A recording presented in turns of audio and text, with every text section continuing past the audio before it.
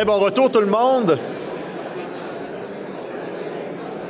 Ça a été un lunch très animé. Moi, je dois vous dire, je passe ma vie à donner des conférences, puis d'écouter Doyon parler comme ça. Ça m'a inspiré beaucoup. J'ai appris un paquet de trucs que je vais mettre en application dès maintenant. Donc, la première demande que je vais formuler en baissant le ton, c'est tous les... comment qu'il disait ça, donc?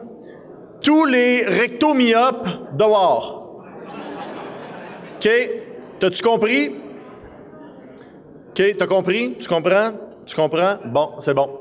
C'est vrai que ça marche. J'ai réussi à capturer votre attention. Là, mon seul problème, c'est que j'essaie de synchroniser avec tout le monde, puis je dois avoir l'air freak un peu, mais je vais dire à mon cerveau de ne pas s'en faire. Il va finir par comprendre que c'est normal. Je veux syncer avec tout le monde dans la salle. On est-tu in sync? C'est bon. Face à part, je suis désolé, je dois vous ramener dans du très juridico-technologique, là. Je vais essayer d'être aussi divertissant que notre conférencier midi. Puis je vais essayer d'oublier le fait qu'il a dit que les mots que j'utilisais étaient seulement utiles à 7%, parce qu'autrement, on va vraiment avoir du fun cet après-midi. Mais il a tout à fait raison quant à l'intonation. Moi, je m'amuse beaucoup, puis là, il m'a fait prendre conscience de ce que je faisais inconsciemment, là. Mais c'est vrai qu'on est un peu comme conférencier, animateur, manipulateur. On génère des émotions. Regardez mes sourcils aller, là, vous le voyez pas, mais je vous prépare, là.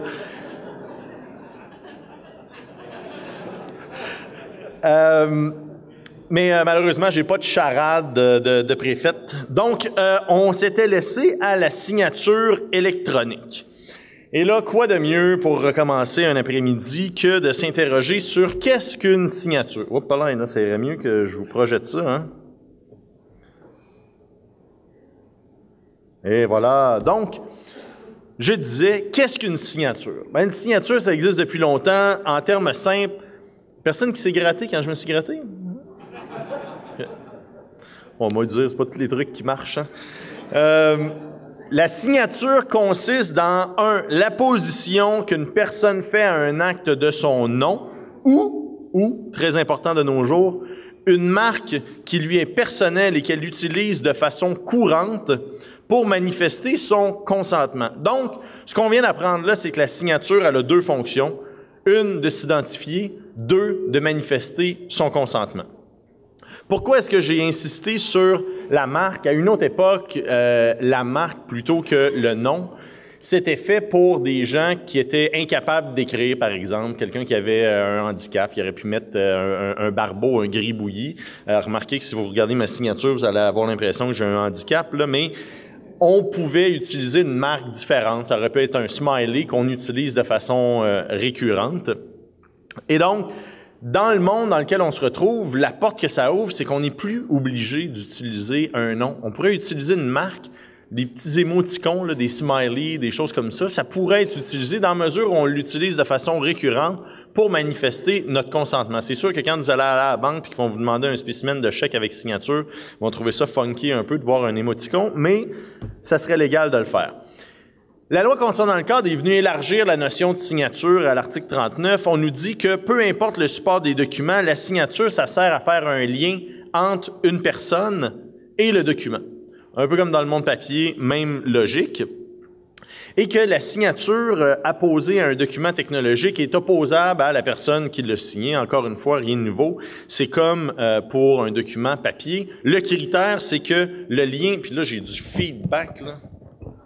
Le lien entre la signature et le document doit être conservé pendant tout le cycle de vie du document. Donc, on ne doit pas pouvoir avoir scindé la personne ou sa signature du document et vice-versa.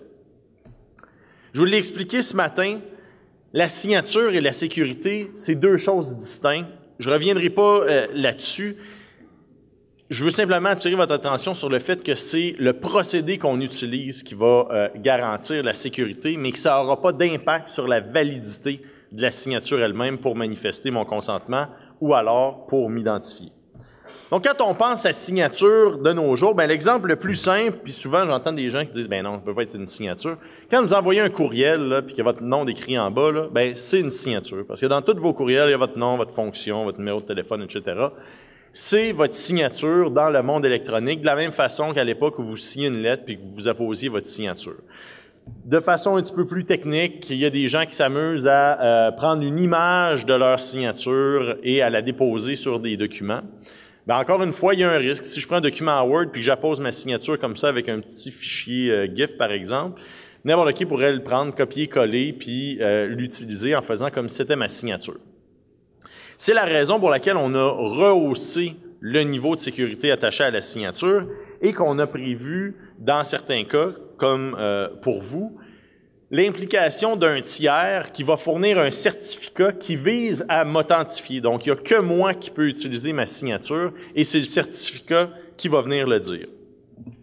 Si on remonte sur les fondements de la définition large d'une signature, déjà en 2008, la Cour suprême, puis c'est assez récent, là, 2008, là, mais pour la Cour suprême, ils sont toujours 30 ans en retard, c'est pas mal, c'était progressiste. Ce qu'ils sont venus nous dire dans ce cas-là, c'est qu'il n'était pas nécessaire de décider si le nom dactylographié d'un policier était une signature au sens de la loi, mais ils poussaient un petit peu plus loin en disant que la loi devait offrir la souplesse nécessaire pour permettre le recours à une technologie en constante évolution. Ça, c'est un contexte dans lequel il y a quelqu'un qui contestait son ticket de vitesse, puis le policier, au lieu de signer à mitaine, il avait signé avec...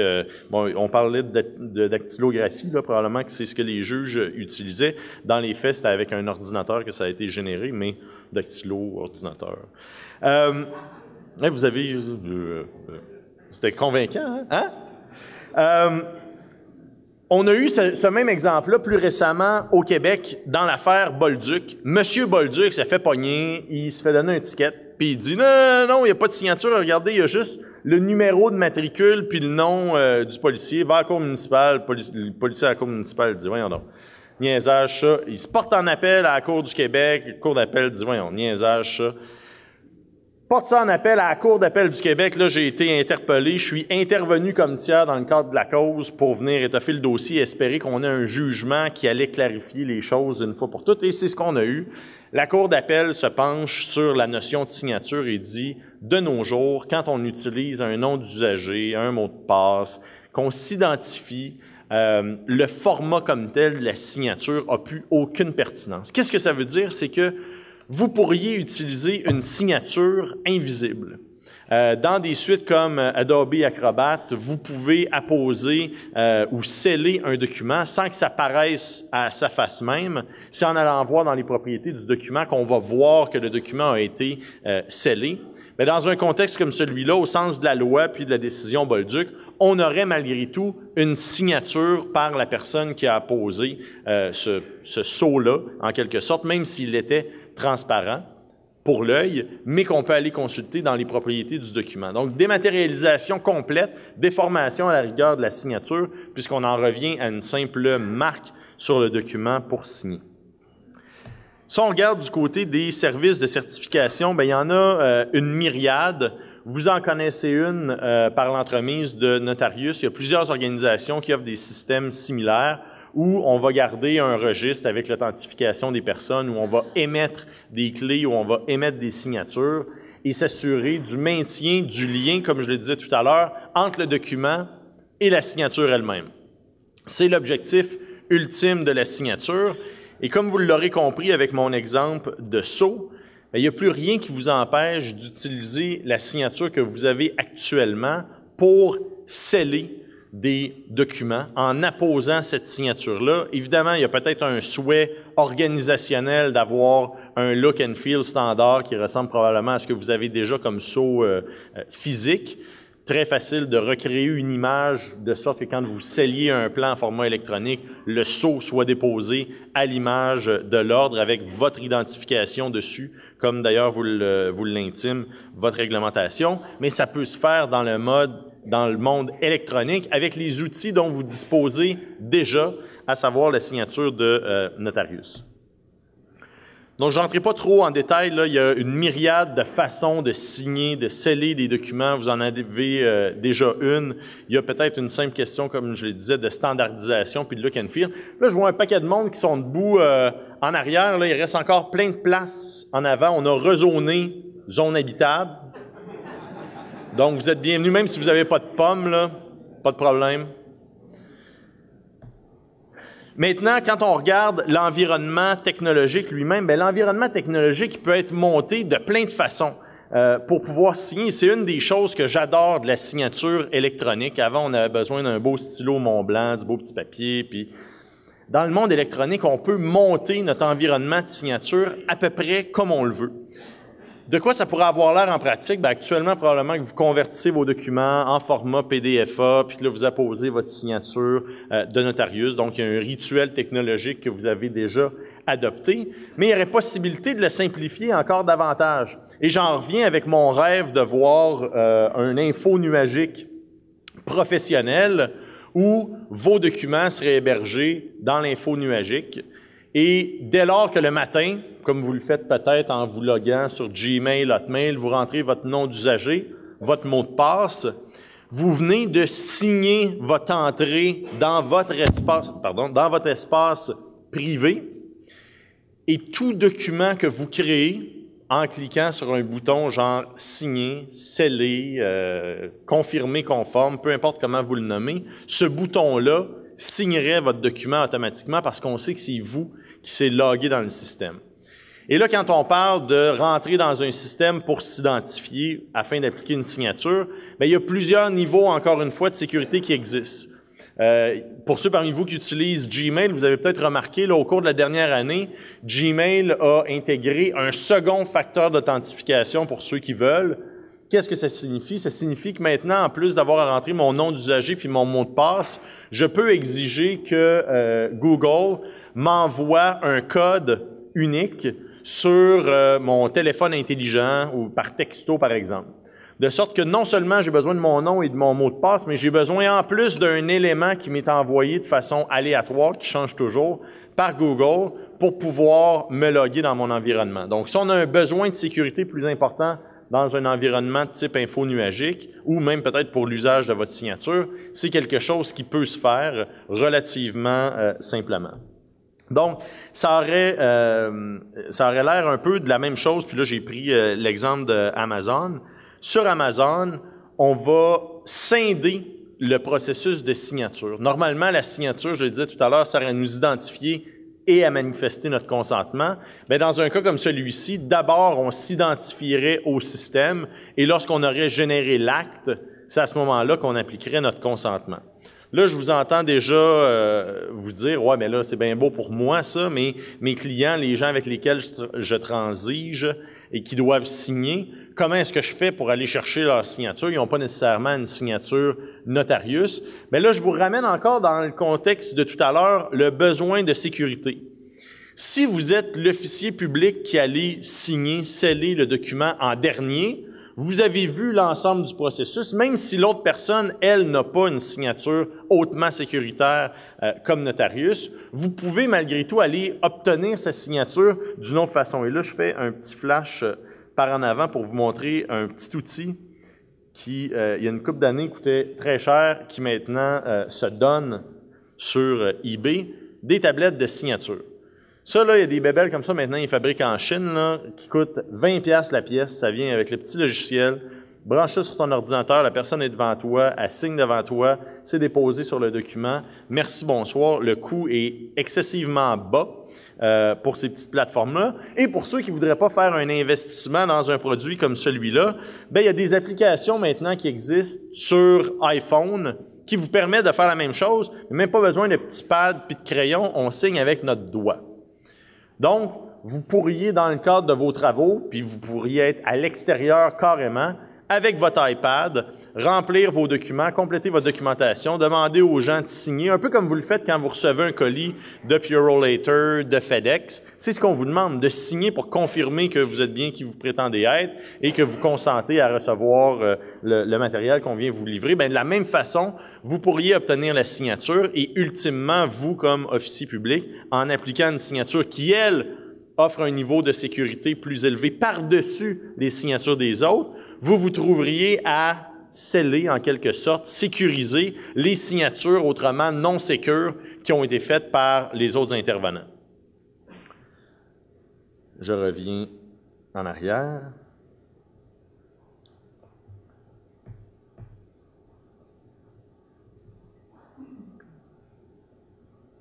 Donc, ça conclut le tour de table que je voulais faire quant à la loi concernant le cadre, les implications qu'elle a sur votre travail. Et ce que je veux faire, c'est me lancer dans la technologie elle-même. C'est bien beau toute la théorie dont je vous ai parlé.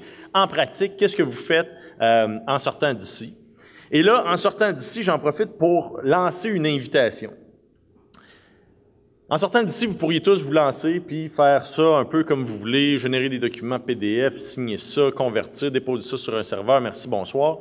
Je pense que un des rôles qui peut être joué par des ordres professionnels, c'est éviter la duplication puis favoriser la standardisation. Donc, tout un chacun pourrait développer ses politiques, ses lignes directrices, ses procédures avec ses propres outils, etc. Je pense qu'il y a une place pour un ordre professionnel de développer un matériel standardisé.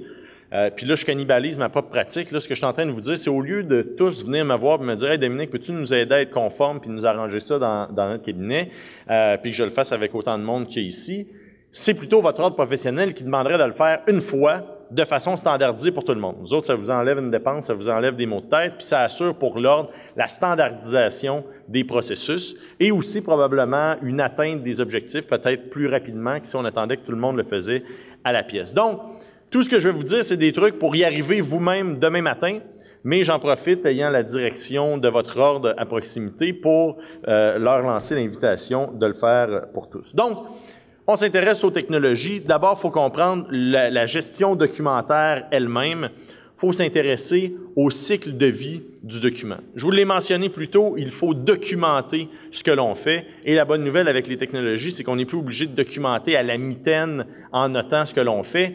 On peut simplement journaliser ce qui se passe sur nos ordinateurs, sur nos serveurs. Il faut simplement activer des fonctionnalités de journalisation ou se doter d'outils technologiques qui permettent de journaliser. Donc, qu'est-ce que le cycle de vie d'un document? C'est passer de sa création jusqu'à sa destruction. Et ce que j'ai mis ici dans l'espèce de sphère de cycle de vie documentaire, c'est les diverses étapes standards que l'on rencontre. Donc, ou bien vous allez créer vous-même des documents de toutes pièces, ou alors vous allez les recevoir. On en a parlé un petit peu plus tôt ce matin, les documents que vous créez, vous pouvez les créer en format électronique natif et les conserver tels quels. Les documents que vous recevez de l'extérieur, bien, s'ils sont natifs, vous les recevez par courriel ou autre, bonne nouvelle, pas de travail à faire. Si vous les recevez en format papier, vous allez les numériser. Vous allez générer des copies, faire des transferts, je viens de parler de numérisation, vous allez peut-être transmettre les documents, conserver les documents, les consulter, les archiver. Et là, je fais une distinction entre conservation et archivage. La conservation, dans le jargon de la gestion documentaire, c'est une conservation en mode actif. Ils sont facilement accessibles. Archivage, c'est lorsque je les mets dans un environnement offline ou nearline qu'on appelle, qui serait l'équivalent dans le monde papier de j'ai mes dossiers actifs que je conserve et j'ai mes dossiers archivés que j'envoie dans la salle d'archives ou chez un tiers, Iron Mountain, etc. L'autre étape qu'on a, c'est la sauvegarde. Et dans le monde technologique, elle est primordiale. On doit s'assurer d'avoir une copie de sauvegarde de nos documents technologiques parce que malheureusement, Big Brother est faillible et la durée de vie moyenne d'un disque dur, et on l'apprend à peu près tous un jour ou l'autre à nos dépens, est de 3 à 5 ans. Et ça, croyez-moi, là, c'est la durée de vie moyenne d'un disque dur selon l'usage que vous en faites. Elle peut être moindre que ça. Et normalement, on l'apprend à nos dépens. À tous les jours, il y a des professionnels qui nous appellent en disant « Est-ce que vous pouvez restaurer les documents? J'ai perdu tous mes dossiers clients. Ça fait 4 ans, 5 ans, 10 ans que j'accumulais du stock. J'ai tout perdu, j'ai plus rien. Je faisais pas de backup. » Et le coût de restaurer des données perdues sur un disque dur qui a rendu l'âme ou bien parce qu'il y a une tête qui s'est affaissée ou pour quelque raison que ce soit est prohibitif. C'est des milliers, voire des dizaines de milliers de dollars par ordinateur, par serveur, restaurer les données. Et selon la nature du crash, on n'est pas toujours capable de restaurer l'ensemble des données. Donc, le coût de mettre en place des mécanismes de sauvegarde est très bas par rapport au coût d'essayer de restaurer ces données-là a posteriori. Et d'ailleurs, bon nombre de services de sauvegarde sont maintenant des services de sauvegarde dans l'info nuagique ou de façon quotidienne, même à la rigueur en temps réel. Dès qu'un nouveau document est ajouté, pouf, il y a une copie qui est déposée sur un serveur distant dans l'info nuagique. Je vais vous parler tout à l'heure, là, je vante beaucoup l'info nuagique. Il y a un critère important duquel je ne vous ai pas parlé encore. L'info nuagique, pour l'info nuagique, je n'y crois pas. Il y a des problèmes importants pour un professionnel à aller déposer ces documents. Puis en fait, je vais poser la question. Qui ici utilise Dropbox pour des fins personnelles, pour des fins professionnelles? Là, le syndic ne regarde plus l'inspection non plus. Dropbox et les Google Docs de ce monde sont hébergés dans d'autres juridictions. Qu'est-ce que ça implique? Ça implique que la documentation que vous déposez là, vous venez de la soumettre à des lois que vous connaissez pas et vous venez, dans un bon nombre de cas, de perdre tout recours potentiel dans mesure où, par exemple, il y avait une faille de sécurité, une divulgation de l'information. La majorité de ces entreprises-là mettent dans leur contrat des clauses d'élection de force qui vous disent que vous devriez aller les poursuivre en Californie. Won't happen.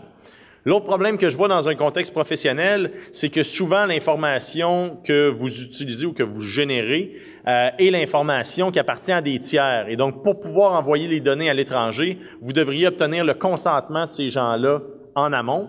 Si c'est le cas, si dans vos lettres mandat, vous prévoyez déjà, vous dénoncez, vous demandez aux gens de consentir que leurs données puissent être hébergées à l'extérieur, il n'y a probablement pas de problème. Mais à ce stade-ci, j'ai pas vu beaucoup de lettres mandat qui prévoient cette réalité-là. Parmi les rares que l'on voit, ce sont les termes et conditions des banques que vous acceptez lorsque vous transigez avec une banque. La majorité des banques maintenant hébergent leurs données aux États-Unis et dans les nombreux contrats qu'ils vous ont fait signer lorsque vous avez ouvert votre compte, fait des transactions, etc., ils vous ont dénoncé que vos données étaient hébergées aux États-Unis.